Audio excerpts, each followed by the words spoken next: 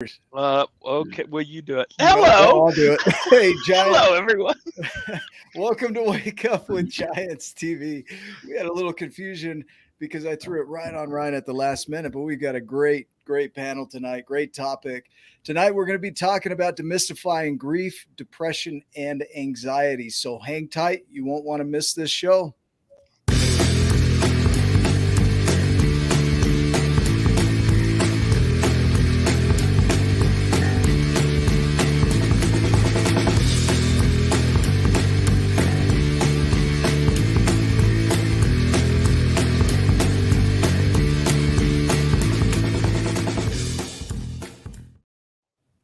Nick, you can throw things on me anytime you want, dude. Yeah, thanks, man. Thanks. I appreciate that. That helps. So let's dive in. Let's do this. Welcome to Wake Up with Giants TV. I'm Nick Smith. In this expert panel, we're going to be exploring the important topics of demystifying grief, depression, and anxiety. I know these affect a lot of people. Our panel of experts will be sharing their insights and tips on how to cope with these challenges and thrive in your life. So in this video, we're going to explore the differences between grief, depression, and anxiety and how to recognize the signs of those, effective strategies to cope with these challenges, and tips to help loved ones who may be struggling with these. So if you or someone you know is struggling with grief, depression, or anxiety, this is a must watch. You'll gain valuable insights and practical tools to help you navigate these challenges. And our panelists tonight just have philosophies that are really going to serve you. So before we begin, I'm going to go around the room and introduce or have our guests introduce themselves. We'll start with John Brooks. Tell us who you are and briefly what you're up to. John Brooks. What I'm up to, I'm opening a business as we talked about earlier. So I'm in the process of that. Just sending the positive word on the social media outlets. And thanks to you guys on my episode long ago, I've got a dedicated page to all that. Nice. So just try to spread the good word. We call you one of the OGs, man, the original Giant. He is. Yeah. Yeah. The John Brooks is how we referred to you, not just John Brooks. Johnny be good, if you will. Yeah. Johnny be good. Dave Orton. Hey there. Yeah, I'm Dave Orton. I am from Idaho. I got to hug Ryan and Nicholas not too long ago. It was fantastic. Everyone's jealous now. It was, and you should be. You should be jealous. You know, the death threats are a little too much, but you know. We don't talk about those, okay? Yeah. I am a coach with over a decade of experience. I recently became a full-time coach, and I am glad to be here. I've had my own experiences with grief and depression and anxiety, so I'm excited to talk with you guys through these things. That's awesome. Thanks for being here. Ryan Morris. Man, I'm excited to talk about it too, Dave, because this will be another side of you we get to learn, and all of you too, like because of your experience. I'm so pumped about it. My name is Ryan Morris, and I am the co-creator of Wake Up with Giants TV and a tribe of giants. And I get to work with Nick all day long. Isn't he so lucky? And we get to, and then he gets to come home at night and thinks he gets to rest. Nope, we get to hop on another show and kick some butt. We're on our road to 100 million lives changed and touched by the Giants, and that could be through a Dave Orton, a Johnny Brooks, a John Absey, a Holly Mae Vance, you know, whomever, or Kellen. There's Kellen, and so we all have, you know, I know everybody on this panel, and we just have you in mind and to help you in your Giants journey. Yeah, thank you, John Absey. How you Almost doing? went the other direction. Yeah. I just want to say that other John that's on the thing looks a hell of a lot like Greg Ostertag. Oh yeah, kind of does. Like that's a lot like Greg. No, I'm John Absey. I don't even know really what to say. So I was the old Utah Jazz Bear, and I'm fortunate enough to know Nick and Ryan, and they ask me on all the time, and I try to give some advice. I don't know if it's good or not, but you know that's about where I'm at. So, dude, one of the best, the premier mascots in the NBA, if not of all time, John Absey. He has ankles to give testament to that, right? Like fused together, bones or lack of ankles is what it should be. Right. Holly Vance. Let's introduce Holly. Hello.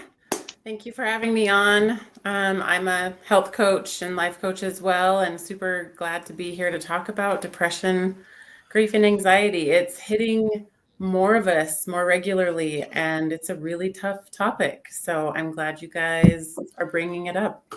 Yeah, thank you. I'm glad you're here. Kellen, glad to see you. How are you doing? Well, I'm just outrageous. I just saw your invite. So I'm just like, you called and I salute. So yeah, man, it's like throwing up the bat signal. Yeah. Kellen shows up. Kellen, tell us a little bit about yourself and what you're up to. 6 feet. I write books. I have 18 books. I work with people who make a difference and help them to create awesome stuff. I'm a coach. My mission is this year, from October last year to October of this year, to help 50 million people discover and serve with their divine gifts. On halftime, which is April 14th, I added up the tally of all of the audiences of the podcasts I'd been on and those who've been on my podcast and the YouTube channel, blah, blah, blah. And it turned out we're at 65 million by halftime. So oh man, we said, okay, let's double down. So that's what we're doing. Amazing. Yes. Let's awesome, dive Kellen. in, dude. Let's dive into the idea of grief, depression, anxiety. This is a heavier topic. Even the word grief comes from gravis or heaviness. And we look at depression and anxiety. Can we create some distinctions? If we start out with the distinctions between grief, depression, and anxiety, does anybody want to tackle that? What are the differences between those three? Are they the same?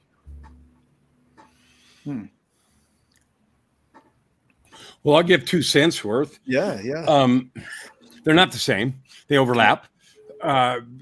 Grief, someone who's going through one or more of the cyclical stages of grief, whether they're 5 or 17 and a half, I don't know. But, you can feel all those different things and experience depression. Because I have struggled for decades with depression, mostly untreated for 35 years earlier in my life till 2007. But now I get a regular screening. Every time I go to the doctor, he asks me all these questions on this particular questionnaire. So I have a pretty good idea of how clinicians and the DSM-5 sort of thing describes it. Grief is usually associated with some kind of loss or dramatic change in life. It doesn't have to be death, but that's a perfect example. Moving, divorce, loss of a job, bankruptcy, all those things are huge traumatic things that can bring that on. And anxiety has the element, at least in my mind, of a preoccupation with something that you don't understand or that's coming, the worry about some interaction that isn't in the present. So that's my 2 bits. Yeah, perfect. Anybody else have another take on that?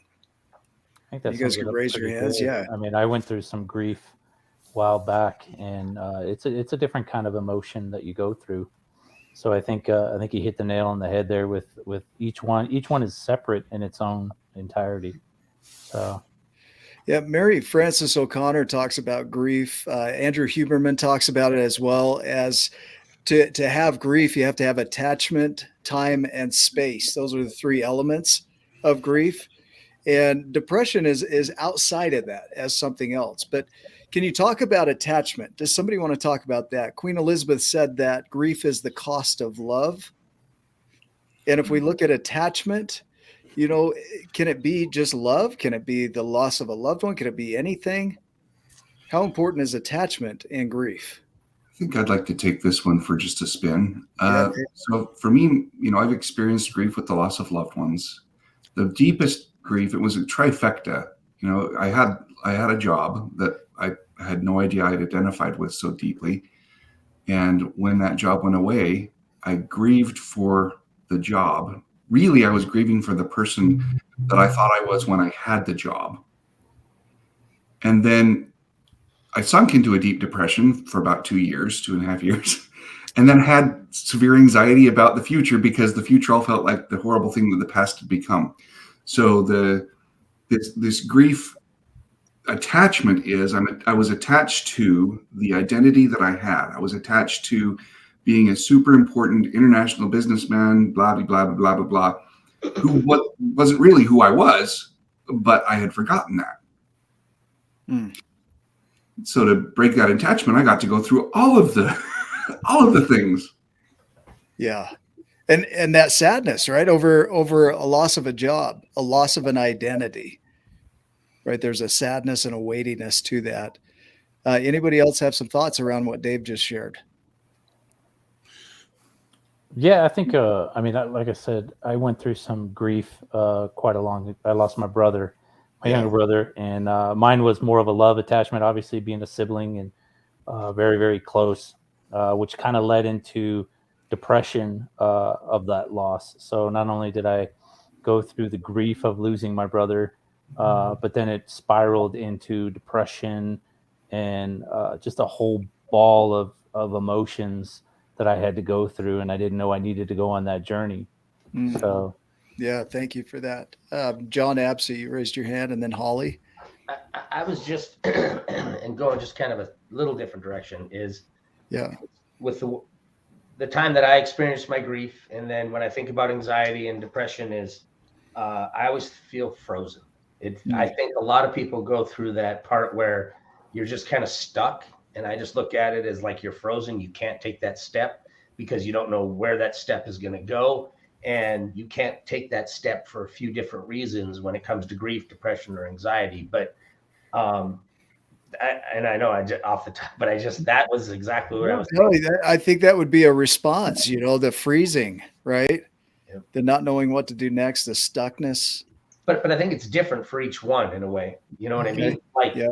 I feel like you're frozen for a different reason, but you're still frozen and you're just not sure where to go or how to get out of it. Yeah. Yeah. Thank you for that. Holly, do you have a take? Yeah. I mean, grief is mourning of loss of something. So in order to lose something, you have to feel as though you've had it, or that's the attachment to it. Right. And so going through that detachment phase, we can get stuck, which we're talking about, getting stuck in these emotions and feelings and memories. And we're getting stuck in that sympathetic nervous state. And we're being frozen and we're not progressing in life because we're reliving that experience within our mind, which is keeping us frozen also in our bodies. So it's a survival state, survival mode. Right. Mm-hmm. So when we get into that survival mode, some people fight, some people run away, some people freeze. Mm-hmm. And I could imagine that those would all come up in the face of grief. Correct. John? Yeah. Though, and I love what Hugh said, Hugh Jacobson. I like the fact that what he said, and it made me think, is when we go through grief, all we're thinking about is, how sad we are, sour we are, and leads into depression, all that other stuff. But, it's technically, I guess, if you think about it, is it being selfish for yourself that you're feeling that way? The other part is, how come we never think about, and this is where Hugh said, is like, we just left something so great that we're grieving for it. In a sense, don't you think we should almost be like I look at my job, same thing, left my job after 25 years and I was grieving for it, and I froze, couldn't take that step. But it took me a little while, but I wish I could have got to the point right off the bat that I had such a great 25 years. 25 years of some of the most amazing memories and did some of the most amazing things. But all I could do was be stuck in that moment of sorry for myself in a way. And stepping out of that. I kind of have a thought that might take us offline here a little bit, but the idea of unplaceable love, like this thing that you had in your life that you loved or thought you might have that you loved, right? It hasn't even happened yet. So even a dream you can grieve a dream, but now you can't place it anymore. Like what was there in time and space is no longer there, no longer accessible. And so that attachment's been broken, but that love connection has not been broken. Right. And so there's nowhere to put it. It's like, other than the memories, you now place it on the memories or new experiences, but the old way that it was is no longer accessible, no longer available to you. Any thoughts around that? Is there a better view around what I just shared? I don't know if I would say that it's no longer accessible. I mean, maybe Okay. the physicality of it, Yeah. but the memories are still accessible, and you can choose to feel differently about it by working through it and doing different practices, and such as journaling or therapy or other types of ways to work through it, Yeah. just to help. And now I just lost my train of Yeah, thought. no, you're good. But You're good. when, Like, when you get into that, like when you yeah, have the Band-Aid ripped off, like as fast as John did, right? 25 years as a jazz bear, and they walk in, and I had the same thing. Walk in and said, "You're done today." It's like, that was your identity, right? The bear was an identity, and all of a sudden gone in an instant. And Holly's right; those are some amazing tools you can use. If you don't know those tools, it feels like, I mean, it's all of the past gone. It feels gone and wasted. You can have anger and all the emotions that, the other emotions, sadness and things like that could come up. And then all of the things that you had hoped to accomplish, or the things that you thought you would do. John, I think you thought you probably had some years left in you, even though you were beat up. Yeah, a little bit, but still, it didn't end the way. Did you ever think it would end that way? No. And I knew the answer, so sorry, but I knew the answer. And it just came to an abrupt end. So I imagine for John, it's just like me. This was like all the things I had hoped to do, that I thought I've dreamed of, gone. And then if you can have the tools, which I'm sure we'll talk more about, because Holly, those are amazing tools. They're fantastic tools. But if you don't have them, it just feels like this shattering. It's just gone. yeah. So Susan Anderson talks about that shattering, withdrawal, internalization, rage, lifting, that shattering. So the world that you knew is no longer there. And then she says and describes it as a withdrawal. You pull back and you internalize. And what's amazing in that is that depression has a lot of those same symptoms, like that withdrawal and internalization. But the thing that moves in both grief and abandonment, or like what Susan Anderson did, or I think that's her last name is Anderson, is rage and anger. Sometimes there's anger that shows up. Not every time, but for some people, anger shows up. Can you guys speak to that? I was pretty angry when I went through the loss. Yeah. I went through a lot of hatred, and I didn't understand why, because I was a person who was in control of who I was, and experiencing a loss, like that magnitude, whether it be, loss of a loved one or like a career for 25 years. I mean, I went through a lot of hatred for a long time. I felt lost. So. Yeah. Okay. Thank you, man. I can only imagine, I've had losses of loved ones, but not sudden, right? They're planned, expected, it's going to happen. Right. But to have that shattering, whether it's a loss of a loved one or a career or anything, I mean, it could be just so sudden. It just shocks your system. Mm-hmm. Do you think? Yeah, go ahead, John. I'm so sorry. Because it still hits me that it's interesting that, like everybody goes through these things. And John, like when you said, you were let go, and those memories, Ryan, same with you, happy times. But when we go through these stages, why is it so hard to find that happiness in what we had and focus on that instead of, what we're losing? It's always the negative. And why can't we ever find that positive to just be like, man, that was a hell of a 25 years. I'm blessed. I'm happy. Look what I got to do. Brush your hands off and be able to push forward. But immediately everybody goes to a dark place. You know what I mean? Yeah, John, I think I'd like to address that specifically from the perspective of time. So the direction of each of these phenomena is different as we relate to time, here in the third dimension. Basically, grieving is always past based, but that past extends into the future, where you had this beautiful way of this thing that you had, and then it's gone, and now you have to face a future without that. grief also can be just pining for that which was lost or has not been replaced.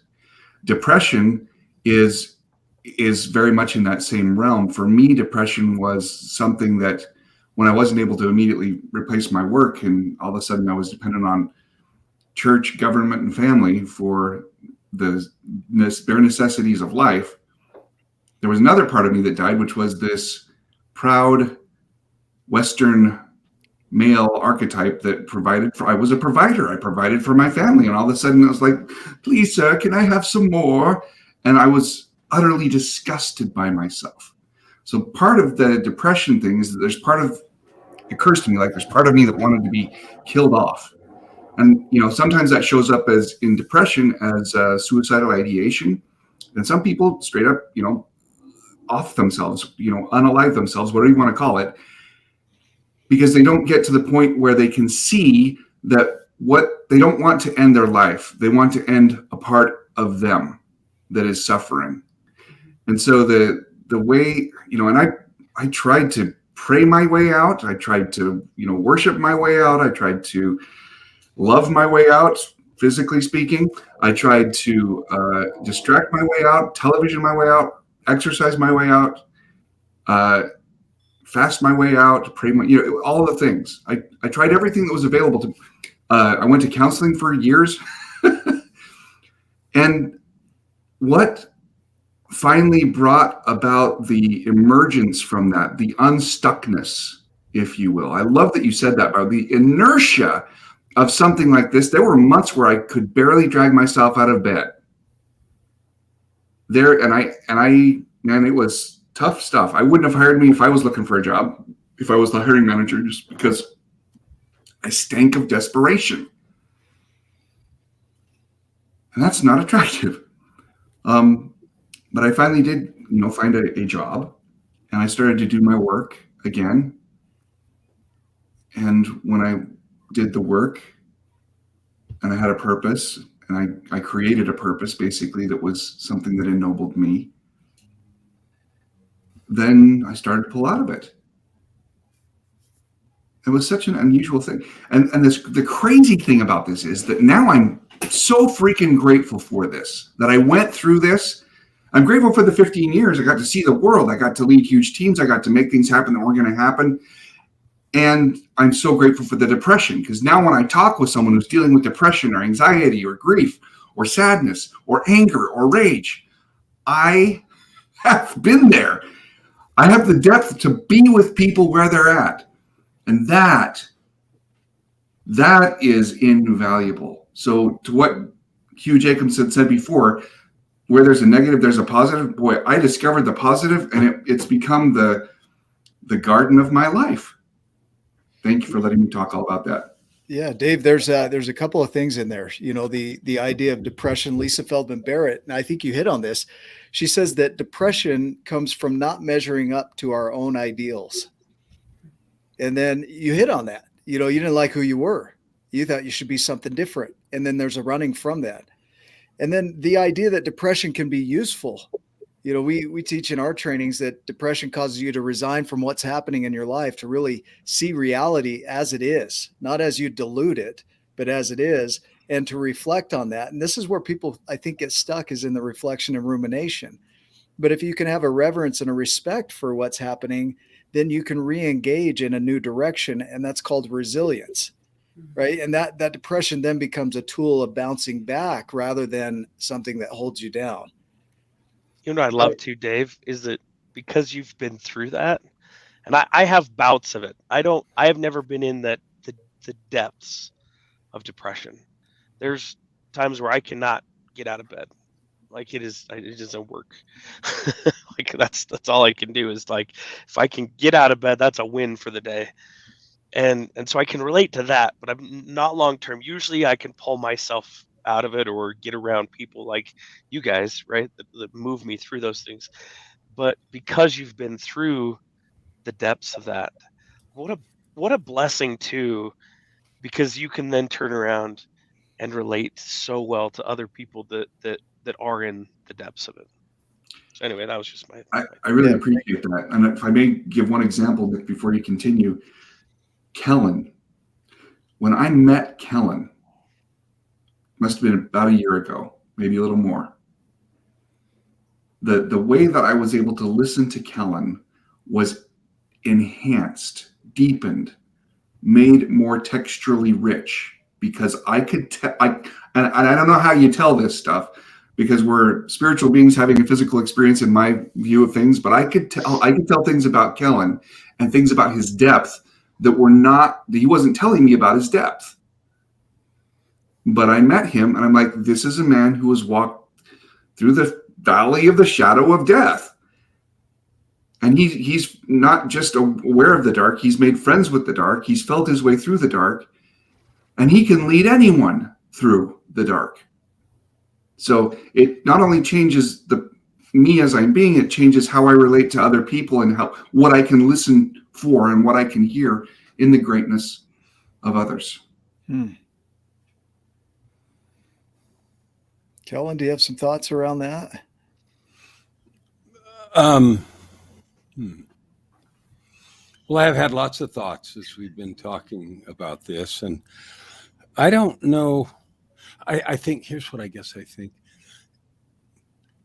It's useful to talk about these topics, and everything that was said I recognize, and at the same time, my own experience was way different, as one might expect. I spent 35 years from when I left home at 17 until I was 52, isolated, alone, not talking to anyone, not sharing any thoughts or feelings, believing that all of the things that were struggles in my life were my own fault, and that I was sort of the root of all evil, and attracted people around me who reinforced that. So the things that Dave talked about, I was married and divorced 3 times. I attempted suicide twice. I was, in and out of rehab. And at the same time, making so much money, my $3,000 a week cocaine habit didn't matter. And so, and when the things changed in my life that allowed me to begin to manipulate the levers of my own life, to finally seek help, to be vulnerable, and to do things, it is a past tense thing. 15 years ago, when I was 52 and some pretty dramatic things happened, stuff changed, and it didn't change all at once, but it started on a trajectory that allowed. I have an example. During the time I was the other way, I had season passes to a particular ski resort in Banff, Alberta. It's called Sunshine, and it's maybe one of the few ski resorts in the world that doesn't have snowmaking equipment because it doesn't need it. But anyway, there's these lifts.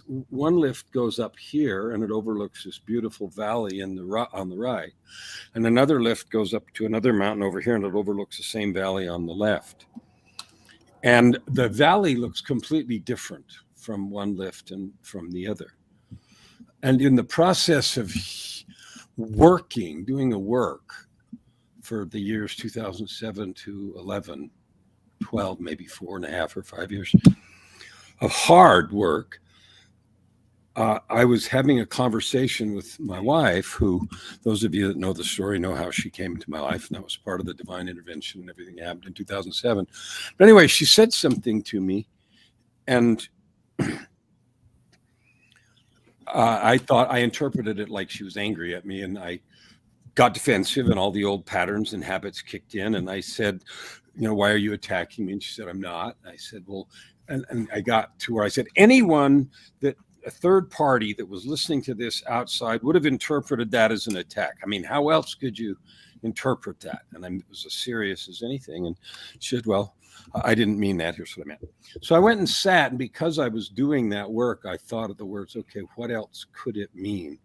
And then the picture of those 2 mountains came to me, and I thought, there is another mountaintop. In other words, the experience, the actual context of the experience looks different from different sets of lenses, right? And so I think because I was working so hard and so much, everything shifted. Like the entire framework that I had built in my whole life that supported the old identity disappeared, because the phrase "there is another mountaintop" sort of riveted all the way through everything. And so it went away. And so the going in and out, I don't know if it ever clinically goes away or whatever, but the knowledge and things that you get from that, and coupled with all the drama that I'd been through, permanently and ferociously changes things. And so we think about these three things. Like when my dad died, he was sudden, and my mom called me up and said, "Daddy died yesterday," and he was 66, right? And wait, not sick or anything. And I didn't feel any grief at all. And it wasn't because I didn't care about him or didn't have a good relationship. It was because there was nothing to grieve in the universe that I lived in. I knew where he was and what was going on. And so I don't know if I have a lot to contribute to that. My experience through depression has been stark, powerful, dramatic, long, terrifying, terrible, and all the rest. Grief, I'm not sure I have a lot to say, because I don't feel the same kind of attachment, I think, that we've been talking about here. So Yeah. No, this is great. That segue that you, Kelly, you can't just drop bombs in here and walk out, right? The segue into not experiencing the attachment the way that others experience attachment. I think that's very powerful and a good place to go here. Does somebody have a take on that? You know, is attachment the same for everybody? No, I don't think so. No.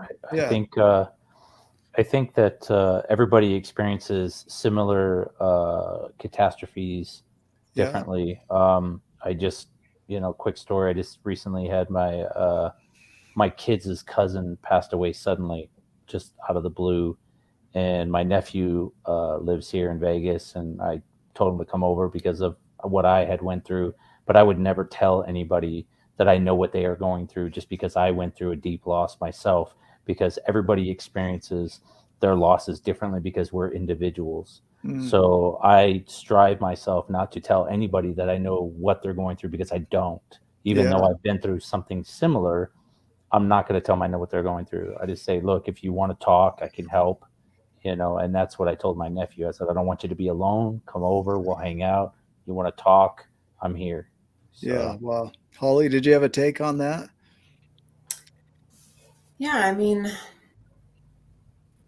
our attachments. Okay, let me back up. Because we're all individuals and we all are here based on all of our previous experiences and what we've experienced in our life, we are attached to things differently. And so when we lose that, we're going to experience it differently, whether we really have grief or not, or whether we go straight through or levels of attachment too, right? Like the depth of that. Go ahead. Don't let me throw you off. I can do that. No, it's a very heavy topic, and I resonate with some of what Kellen's saying. I've been trying to learn more about grief. We've experienced grief in my home through some sudden deaths over the last 6 months, and I didn't handle it well. I was just like, hey, you know what? There is a beginning and an end to life, and that's part of life, but not everyone experiences it that way. And so learning to have that compassion and acceptance that we're all experiencing it differently, we're all going to process it differently. And it doesn't mean that one person is right or wrong. It's the difference in how we interpret it, our perspective, and how we're going to progress and heal through that if we choose to do so. And some people choose not to, and that's okay. Is there a time limit, Holly, on that? Is there like a time limit to experience grief, or No, because we can feel like, oh, you know what? I've completely healed through something. And years later, you can experience something that's triggering and bring all of that back up into your current or present reality. And so healing and grieving is a lifelong process. because you lose things, whether it's a material object, a job, a loved one, or whatnot. Even a dream, right? Like something that Yeah. hasn't even happened yet. Yeah, Right. exactly. So it's just accepting of the circumstances and that we all process it differently. And there's not a right or wrong. Perfect. I'm glad Kelly? Alina brought that up, because right here she said I joke at funerals, and I do too. And it's the grieving. I'm trying to like numb the pain by laughing through through it. And then what you said too, Holly, is I my grandma died, I don't know, 10 some odd years ago. But every now and again something will, like, I'll have a smell, or I'll see an item, and I'm like, oh, and all of the memories flood right back in, and along with the memories comes the emotion, right? And I even thinking about it right now, like, it brings up, I miss my grandma, And that's like, okay. It's yeah. okay to miss what we've lost. Yeah. Yeah. Let's go to John and then Kellen. Thank you, Ryan. So Thank you. you had made a comment about, how long, is there, and you're like, well, everybody grieves at different paces, but I mean, I don't know how to explain this. So, I mean, I do believe though that there does come a time that you have to kind of pull up your britches and just be like, all right, I need to move past this somehow, some way, because it's crippling. It's not helping me. My life's going downhill. And the only reason I bring this up is because I know somebody that this happened to, and it's been probably 5-6 years, and are still in that hole and cannot get out of it. And you just kind of got to, and there's really nothing you can say to them, because like you said, everybody grieves differently, but at the same time, it's, their grieving is ruining their life and his family's life around him. And and I don't know what you tell somebody like that you, in a way, you kind of want to, come on, get up and start moving forward and, looking to something positive. But how do you do that? You know what I mean? I mean, so I'm saying that there does come a time, and I know everybody grieves differently, but there does come a time that you have to pull yourself up and just move forward, because all you're doing is digging deeper and deeper, to where eventually, it's just going to lead to a worse result. Does that make sense? I'm just throwing that out there. Boom. Kellen, do you have a thought around that, or something? Were you in a different direction? I thought two things. One is everyone experiences the three things. We're now talking mostly about grief, but each of those particular three things cause differently and experience differently. Because of that, none of us are ever going to be able to truthfully say we understand what someone is feeling, because we haven't had the context to do that. But what we can do, and very best do, is just to love them and allow them to be how and where they are. Maybe give them suggestions if they want them and if it feels appropriate, and maybe not, and maybe just be in the space to hold them. So we're not going to understand it. And if we understand, for me, I'm talking about me now, I'm never going to understand any of your grief or pain. So what I'm going to do is love you with every ounce of being that I have. And the fact that I've been through my own hellhole and all the rest may allow me to love you in a different way than I would be able to if I hadn't been through that, and yet caused me to write a song or an album called The Dark Side of Black. And there's 11 songs on that album that talk about those processing. So love is all that we can offer. And the depth and shape of our love is shaped by our own history and experience. So that was the first thing. The second thing was just, if we have, I was thinking about this attachment thing, or all of these things. My depression was caused by my lack of ability to see things in a larger context. My exit from depression was my creation of an ability to see things in a larger context. Whatever we call it, we all feel connected and understand there's a greater presence, power, and purpose to this existence. And what we're doing right now is a small part of it. My experience has been, the more I understand that, the less interesting and by interesting, I don't mean they're not interesting, wrong word, but the less interesting any of those individual events, including death, dying, loss of a job, or anything else become. I mean, I had a 30-year career and suddenly ended literally in a day. And I'm talking about at the very, very top of world-class this, that, and the other. Like less devastating impact type of thing. Like you know It what to doesn't. do now. Yeah, it doesn't matter. Like it's if I understand a lot about the entire context, then an event in this little tiny piece of the context doesn't have much power because I haven't attached, the depth of my huge worth to this thing. It's something I did for 30 years, which is 15.2 microseconds in the long-term scheme of things. And so I think for me, it was understanding a lot the bigger context, and then all this little stuff like an individual person dying here or there, when that relationship to pick up later, losing this job, lost its ability to have any control over me. Yeah. I want to tackle what John Absey said here too. That ties into all of this is there's no have to. Yeah. You can't make people stop grieving. You can't make people stop being depressed. You can't make people stop being anxious. And so taking the phrase of have to out of it, really, what does it have to do with you? Because it would come back to how is this affecting you, them being the way that they are. If we can hold space that they're going to be whoever they are, and if it took their whole life, and we're able to hold that space of, hey, maybe that's who they're going to be for the rest of their life because of whatever happened in their world, then that's up to us to decide if we can do that or not, right?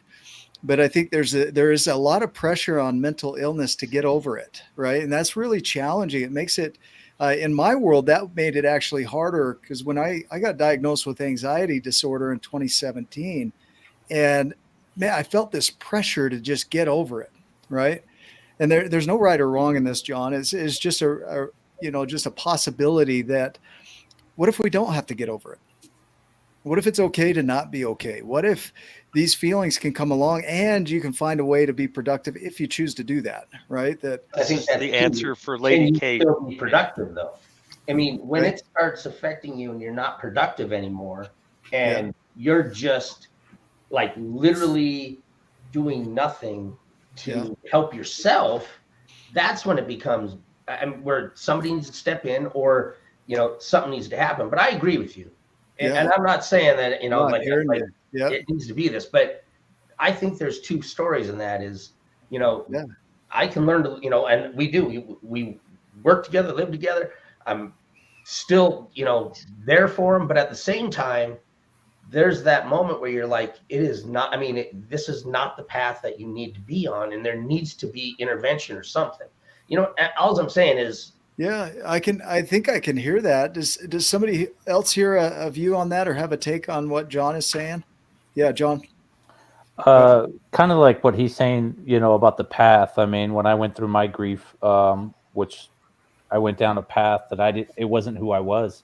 And it took me at least 2 years to recognize myself. And I didn't quite have people around me pushing me in one direction or another. I just ended up waking up one day and saying, this is not who I am. This is not who I want to be.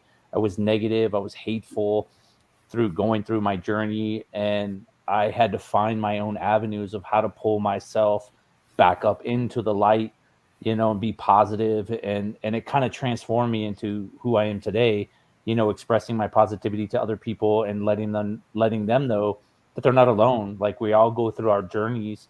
But at the end, we kind of have to find out ourselves, like how to pull ourselves up. And sometimes we can use some help. For me, unfortunately, I didn't have any help, but I did. I'm not a very religious person, but I found myself going to church, which kind of helped me in a bit. And I'm still not a religious person, but the church did help me kind of direct my path into a more positive light, and just pull myself out of that rut. Can we hang on this, John? Like the tools, like that to me is a tool, a resource, something that can help elevate somebody out of that space. And so, what are some other tools? What are some things that you've found to be useful in transcending, those heavier emotions? Yeah, right there. A word real quick. Then Holly. And well, thank you, Ryan. It's perfect. I mean, some of the tools I had, like I said, I found myself at church, which was very unusual for me because I didn't grow up going to church, and I found myself there trying to seek help. And I think that was one of the biggest hurdles, was asking for help for me, because I was very stubborn in my life, thinking I had to do it all on my own. I had to control myself. I had to fix everything. And asking for help is okay. And you kind of hit on it, Nick, was it's okay to not be okay. And I had to learn that. And I expressed that to other people, is it's okay not to be okay. You know, we have to go through these journeys and find ourselves in a new light. Like, we go through these losses, you know, careers, you know, loved ones, attachments, whatever it is. Those were great journeys that we went on. And me personally, I think it's about trying, we feel like we have to replace that and find that epiphany of happiness or whatever it is, but we're not going to try to duplicate that. We have to go on another journey to find our happiness, I think. Yeah, So. Holly, I moved you because I feel bad. You keep getting pumping up by your talk, you know. Yeah, so we'll move you up top here. What are some other tools? Beautiful tragedy, Dave. You held that up, and then Holly as well. You had some comments. You want to go, Holly? Why don't you go? Oh, sure. Tools for, well, before getting into tools, you have to know that you want to change. You have to know that you want to feel better. And until you recognize that, you're more than likely going to stay stuck. Regardless of what anyone tells you you should do, you have to recognize that yourself. And once you do recognize that yourself, there are so many tools. And one of the most powerful ones is just getting out in nature and understanding a bigger picture of life. Life is so much bigger than us little people. We're just individuals living on this orb, and life is so much bigger than that. So getting out in nature and trying things that are new, getting out of your comfort zone so that you can build that resilience, make new connections, get a deeper connection with self first, and also learn to forgive self. There's so many ways of navigating depression, anxiety, and grief. And I think it all starts with recognizing that you want to change, and then finding the tools that work for you, and not just thinking if there's one way out. It is multiple ways, and trying over and over and not giving up. In that too, Holly and Dave, sorry, I interjected before you. My little thought is like, yes, do the little things, because those little things stack up. And that win for the day for me, right, and my little bout of depressions, you know, that comes along here and there, is just my feet hitting the ground, you know, and standing up and getting ready for the day. That's a huge, just getting up, you know. Maybe it's brushing your teeth, maybe it's making your bed. Start stacking those little wins and celebrating them, and your capacity will increase as you continue through those, and reach out, find the help, you know. Don't be scared, show yourself grace in it all as well. Thank you. And now, Dave. And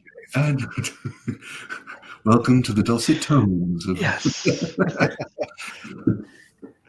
So in kayaking, when you come to have a great big rapid that you come over, oftentimes the water underneath will do this number. Okay. And they call it the washing machine.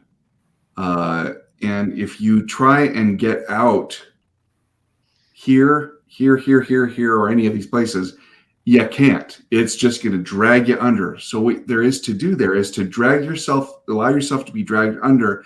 And when you're at the bottom, then you attempt to swim downstream. And that's when you're most likely to be able to succeed.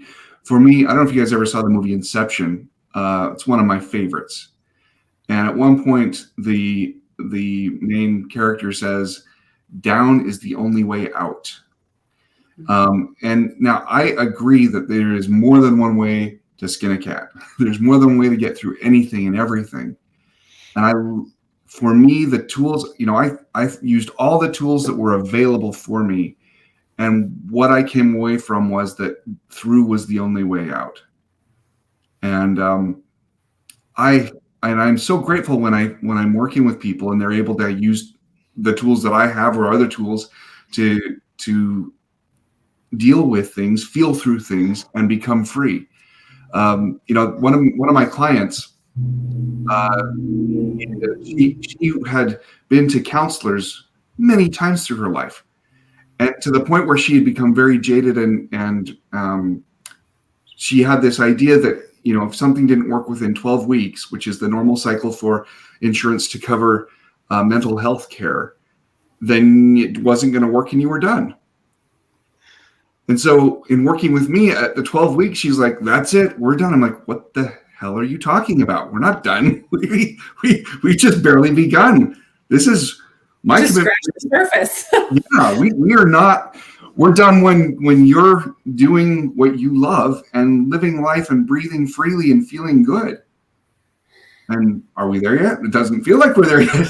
She's like, and then she began to believe me that I wasn't going to just abandon her or give up after 12 weeks. And that was when we started making progress.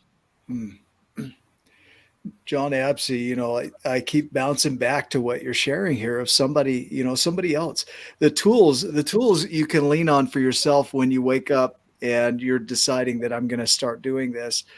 But in the meantime, sometimes there's an awakening moment that's outside of you that has them wake up and they feel inspired or this drive to do something. And it's outside of anybody that's around them. Sometimes it is people. Sometimes somebody says something that's, from deep love and caring, that wakes them up to where they're at. This could be depression, grief, anxiety, any of it.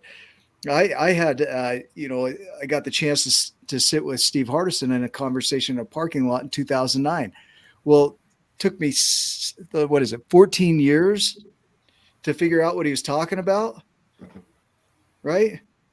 Like I had to go through another, a divorce. I had to go through deep depression. It got even worse, I feel, before it got better. So it's like the bottom. I don't know where the bottom is, but there was a point in there where I had an awakening of, okay, how do I do this? Who can I lean on? What can I lean on? How can we wake up to this? It was in here. Nobody came and made me do that. Does that make sense? Yep. And then the tools were all around me. I was surrounded by tools. I just couldn't see them. Does that make sense? Yes. Perfect sense. You nailed it. I mean, because they're there. I just feel like a lot of times people get so blinded with their, and I'm sorry for saying this because I was there too. I can just say it. But I mean, yeah. Feel that little pity party for yourself that you're blinded, that you're not really seeing what's really there. And then sometimes it's right in front of your face, but you're like, I'm too damn depressed or too bummed out about my job to grab onto that tool. You know what I mean? You just let it go by. I mean, and like you said, I mean, I think one of my biggest tools was the relationships, was the fact that I had people around me. And I feel horrible for people that don't have those relationships. The other thing that I feel was a tool, and I said it to myself, my dad was 62 when I was born. He was an old farmer and rough and tough and gruff. And it finally came to a point where I went, my dad would kick my ass right now. It's like, I know what he would say. And, he would always tell me, like, I remember growing up, I mean, I still have a scar on my hand, and I made a shirt a long time ago for the family that said, rub some dirt in it, because he was one of those guys. I remember slicing my hand, and he picked up dirt, and he popped it in the cut, and he goes, get back on the planter. And I'm like, okay. And I was 10, and I'm like, okay. But he was one of those guys he'd always say, you're an Absy, get through it. It's just words technically. Yeah. But it really did. It resonated, and I would think about what he said, and he's been passed a long time, but his words, and me thinking about what he would do and say to me got me through it. Yeah. Ryan, you had a thought? Yeah, this is for Crystal Ann. She said at the end of the day, no matter what she does, what she's conquered, that she feels like she's at the bottom at the end. And a thought, and this, this is just something to try or to practice, is gratitude. Mm-hmm. And so if at the end of the day, you look back at all the things you are grateful for, and that could be the end to help lift you up, but the things you do have and the things that got you through. I mean, you made it to the end of the day. That's amazing. You're still here. Exactly. That's amazing. It's incredible. Congratulations, and thank you for being here. Continue doing that, because you have value and you have so much to offer. I don't even know you, and I know that's true. Until you can see it, hang around us because we'll help you. We'll be right here. So until you can see it, stick by us, and then you might be able to see it. Because I have a feeling you're funny. I already know that about you because you talked about your cat wouldn't appreciate getting skinned. Stick around, and if you need help, reach out. Find me on Facebook. Find me on Messenger, and let's have a conversation. Always reach out. That's the thing. Not to sadden this, but I lost my brother to suicide, and it was because he neglected to reach out to me. And it's tough. So, and I always tell people the world's a better place with you guys in it. So I had somebody that teaches suicide prevention, and she said one of the most powerful questions that you can ask somebody that's struggling is, are you safe? Are you thinking of hurting yourself? Are you thinking of taking your life? That question, even though it's a deep question, it gets them to know that somebody cares enough to ask, right? A lot of people will not act on it if they know somebody's going to ask them, or that they matter, right? So be willing to reach out to somebody and say, are you safe? Are you in harm of yourself? Are you threatening to hurt yourself where it's irreparable, But not only, the thing is too, is like we're so quick to say, hey, how you doing? But we need to get deeper. Like, how are you doing? Like, really, like, because just in conversation, when you just say, how you doing? It was like, oh, I'm good, and it gets kind of passed over. But when we really look them in the eye and say, hey, how are you really doing? Are you okay? So yeah.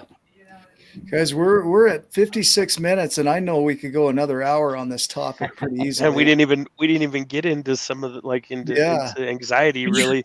There's so many tools in anxiety. I know that we could dive deeper, and we probably should schedule another one we could just cover anxiety.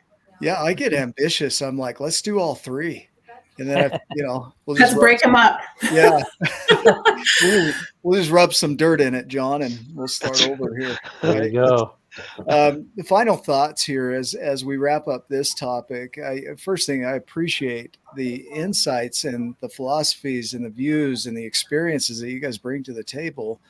But final thoughts, anybody want to share some final ideas or what you're inspired to share for this message?